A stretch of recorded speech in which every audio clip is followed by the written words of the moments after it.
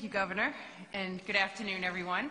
I'd like to first and foremost say thank you to the Senate President and to the House Speaker and to my colleagues in the legislature for your hard work, including Secretary Theoharides and her team, some of whom are here today, over these past 6 months to continue to see Massachusetts stand as a leader and in a bipartisan way lead the nation on climate change policies. As the Governor noted, this bill reduces emissions, creates jobs, and protects economic development, and we look forward to the important work that is ahead for all of us. Since 2015, our administration has been focused on pursuing bold, ambitious climate action through our executive order on climate change and our nation-leading clean energy procurements and net zero emissions commitments. We have also invested over $930 million in climate adaptation and mitigation across the Commonwealth, and has partnered with cities and towns throughout our Municipal Vulnerability Preparedness Program to award $44 million since 2017 to priority climate resilience projects. I think we have about two-thirds of our communities have a municipal vulnerability preparedness plan. Lots of ideas about how to improve local infrastructure, and certainly we'd like to be able to partner with them and all of you to see that come to a reality. This bill reflects a lot of good feedback from our municipalities and stakeholders, and it will help our cities and towns in their efforts to provide cleaner air and a better quality of life for all of our residents, from one end of the state to the other. The legislation authorizes the administration to build a new high-efficiency energy stretch code that our municipalities may voluntarily adopt to ensure that the newly constructed homes so needed in our Commonwealth will help us meet our long-term energy efficiency and climate goals.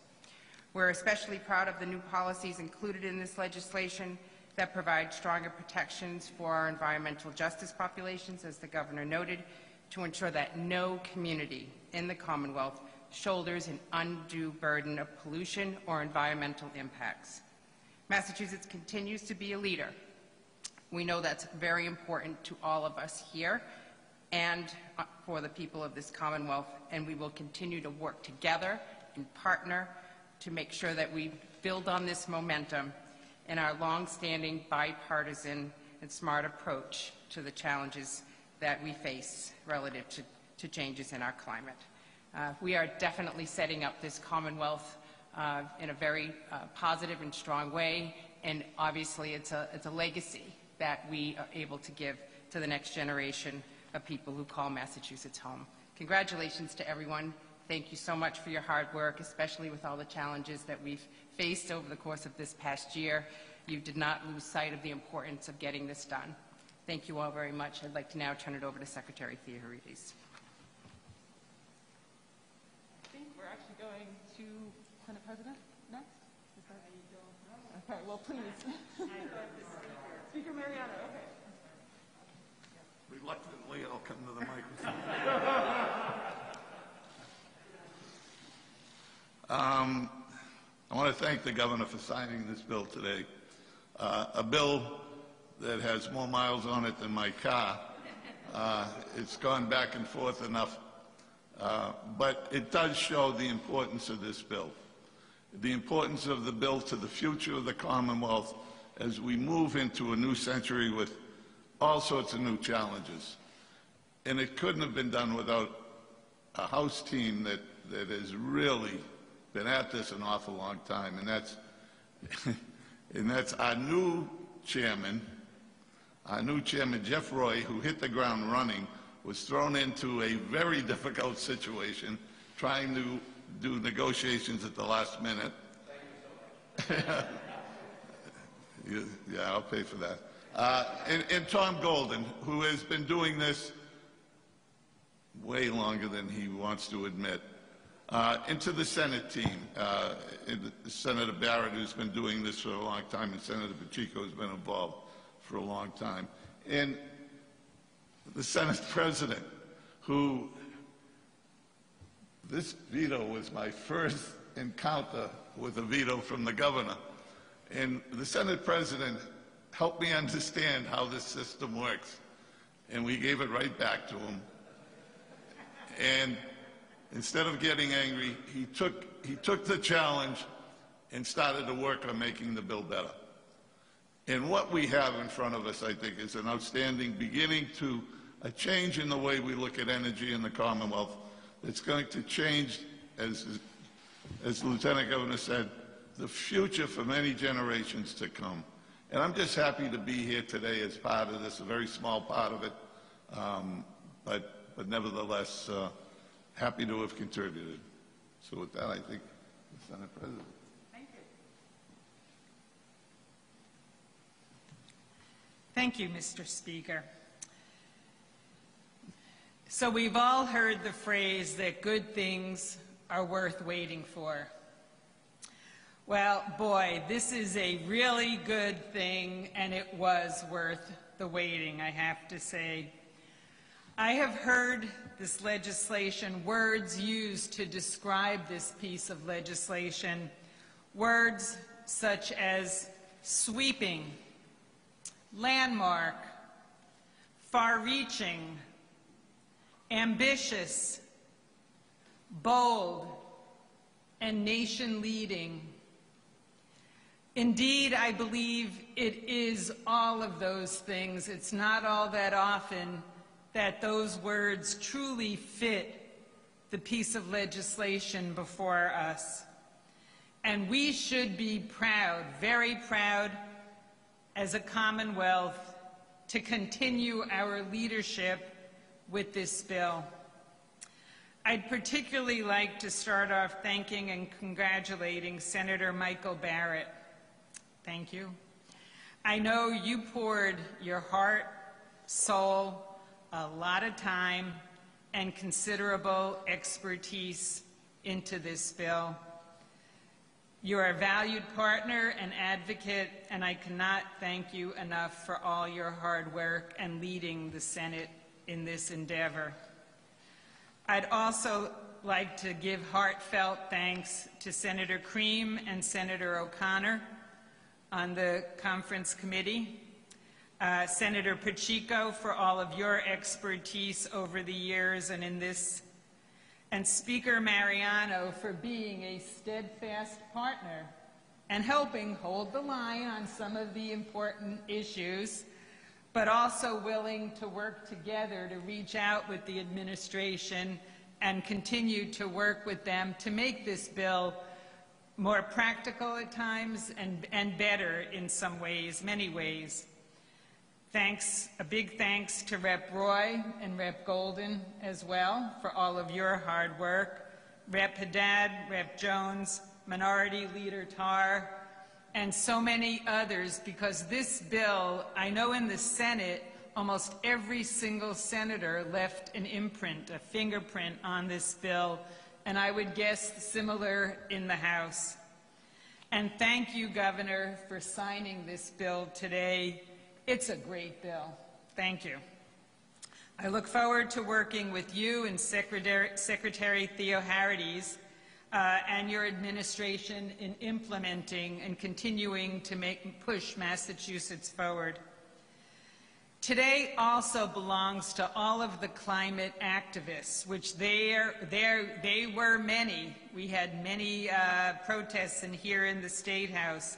But I also want to especially acknowledge our young people who never gave up, who encouraged us to be bold in how we approach climate action.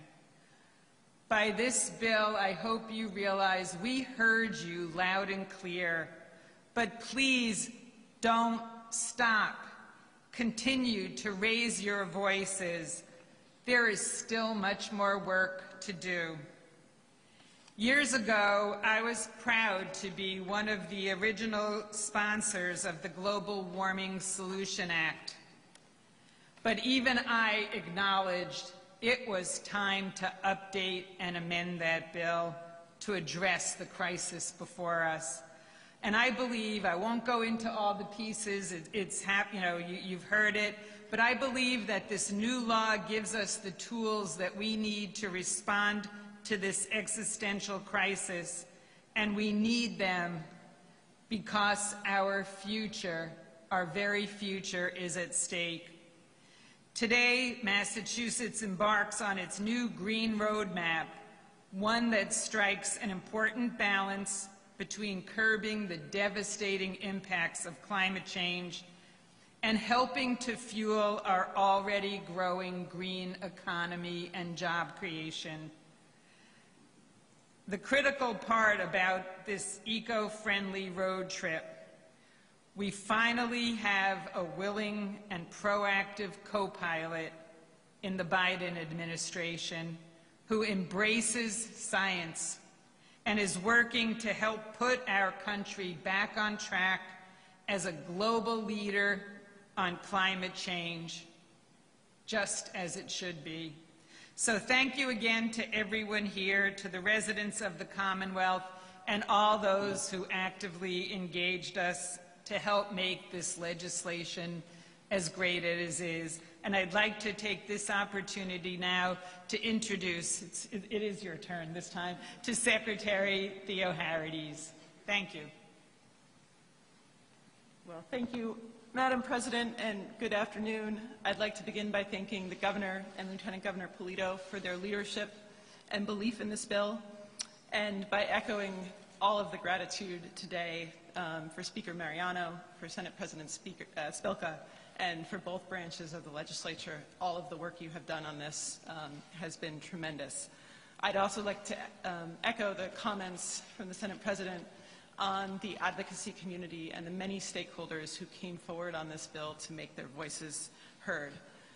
I'd also like to say it's great to be in a room with all of you. We did this bill and all of these negotiations in a very different manner than we would usually do this, without the opportunity for a casual conversation or a walk down the hall to be in the same room. And so I think that, coupled with the challenges we faced and all of the things on our mind this year with COVID, keeping ourselves laser focused on these climate and clean energy challenges as my office worked to finish our deep decarbonization roadmap and our 2030 plan, or reviewing our SMART program and getting those regulations out, or finalizing a new offshore wind RFP during this time of great attention to a massive public health crisis. We have not turned our eyes away from a generational crisis of climate change and really working towards positive, proactive, and practical solutions on that front. The legislation signed by the Governor today does a lot of things and builds on a long record of leadership from this administration and a bipartisan record that the legislature and the Governor have established working on this since 2015. You've heard a lot about that already, so I won't comment more, but I think that the model we have in Massachusetts could do a lot for the rest of the country and the federal government in terms of working on climate change in a bipartisan, multifaceted way across the country to really set some of these things into motion. I think one of the key pieces of the legislation that is most exciting for me are some of the nation-leading provisions on environmental justice in this bill. It will require additional review for MEPA projects in environmental justice communities and outside environmental justice communities where there's an air quality impact. It also, for the first time, will require our Department of Environmental Protection to review projects with an eye not just towards the specific impacts of an individual project, but to look at the historic and existing impacts of air pollution in that community or other environmental community when considering a new project and new infrastructure to be added to a community. And as we create and build this new clean energy system of the future, not making some of the same mistakes we've made in our old energy system in terms of marginalizing communities or putting more of a burden on certain communities and others can be a real lasting legacy of this bill, and something I'm very excited about. On offshore wind, we have had terrific news in the last several weeks coming out of the Biden administration, and as our first project nears its final record of decision in the coming weeks, I think the opportunity to continue expanding on offshore wind and the environmental benefits it brings, the economic development potential it holds, and the new clean energy industry it can build right here on our shores is momentously exciting and something we are looking forward to. Our plan says we need 15 gigawatts And so we have much work ahead of us to do that. In closing, I would just say, as I was leaving to drive over here, I stopped by my daughter's room. She was writing a story. I asked her if she wanted to come. She was unsure she wanted to come to a bill signing. She said, "So you're going to watch the governor sign a bill today on climate change?" And I said, "Yes." And she said, "So why is that important? Don't you have to do something to stop climate change?" And I said, "Yes, you do, but this is step one, and we have a lot of work ahead of us." And so I really look forward to that work, the work we're doing for all of our children and for the future of our residents here in the Commonwealth. Thank you. And I will turn it over to Senator Tarr. Thank you. Well, thank you very much, Madam Secretary. And Governor, I beg your indulgence that I was adjusting to daylight savings time, and so I was a few minutes late, but I beg your indulgence for that. And Mr. Speaker, I would just point out that the veto was just a volley over the net. It wasn't a spiking of the ball, and I'm glad that the ball came back and forth. It was the Senate President is very well versed in such matters, and I'm glad she was able to share that wisdom with you. I played a lot of volleyball. So, you know, when you're faced with a crisis of the size and the magnitude and the intensity of the one that we face with regard to climate change, taking no action is no choice. It's no responsible choice. And so we had to come together to find a right way to be able to make good choices and right choices. If you go into a crisis and you don't have a plan, you do things that are ill-advised, done at the last minute, and are not cost-effective. If you go into a crisis with a plan and a sense of direction, the potential for those things to happen can be minimized. And that's why we needed a plan. When you go into a crisis with a plan, and a plan that includes a role for everyone to play, the chances of success are much greater. And that's why it was important that this plan has a role for everyone to play in the Commonwealth of Massachusetts. When you go into a crisis and you don't have a plan that was forged with partnership, you leave too much chance to have inconsistency and a failure to maximize the potential that you start with good partners. And that's why it's been so important to see the way that all of the parties here have acted, the way that the Senate President and our branch approached this in a bipartisan way that gave everybody a voice. And the same is true for the way the House did it. And so really, this has been an exercise of the whole for each branch. And yet, as everyone was putting their ideas into the bills, they all get funneled down to a critical few people. The conferees in the House and the conferees in the Senate. And what an awesome responsibility they have been charged with to try to keep the faith and the trust of everyone in the legislature that has focused all of their energy on the need for that reconciliation between the two versions of the bill. And so we owe our conferees a deep debt of gratitude for the work that you have done. And everyone in the legislature, as I mentioned, has played a role. So in addition to thanking our conferees, I do also want to thank Senator Pacheco. I think I'm in his speed dial on this issue. I have heard from him constantly, and I welcome that. But I also want to say, in addition to thanking Senator Barrett for the inclusive way that he conducted himself with regard to this bill, I want to say thank you to Senator O'Connor. I want to say thank you for your conscientious, balanced, reasoned approach to this issue that gave those of us in the minority in the Senate a very important voice. You did a great job, and I want to say thank you for that.